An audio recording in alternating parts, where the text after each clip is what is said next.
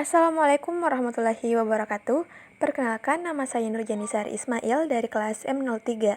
Sebagai salah satu pemenuhan tugas pengelolaan perpustakaan, pada video kali ini saya akan menjelaskan mengenai langkah-langkah mengembangkan perpustakaan di sekolah dasar.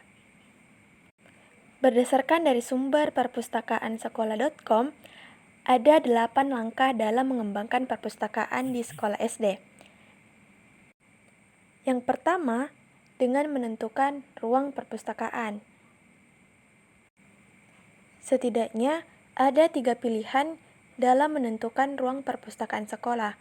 Yang pertama, dengan menggunakan ruang kelas, atau yang lainnya sebagai ruang permulaan. Yang kedua, menggunakan gedung yang tidak terpakai sebagai gedung perpustakaan. Dan yang terakhir, dengan membuat gedung perpustakaan yang baru. Langkah kedua yaitu dengan menyediakan sarana dan prasarana perpustakaan sekolah.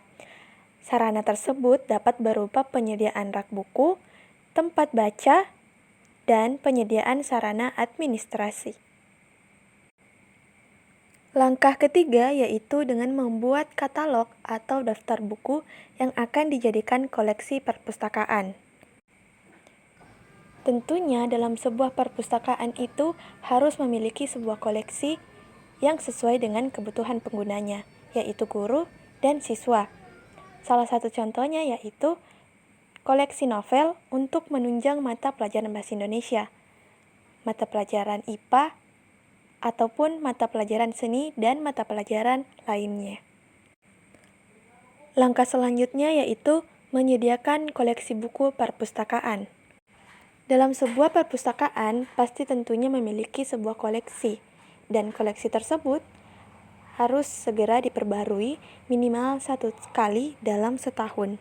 Dan koleksi-koleksi buku tersebut harus sesuai dengan kebutuhan para penggunanya. Langkah selanjutnya yaitu dengan memberikan label pada buku-buku perpustakaan. Label pada buku perpustakaan biasanya berbentuk kertas yang ditempelkan pada bagian belakang tengah buku.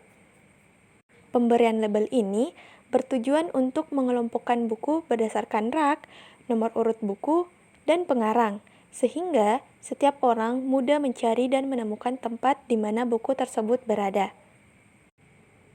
Langkah keenam yaitu membuat katalogisasi buku yang tersedia di perpustakaan.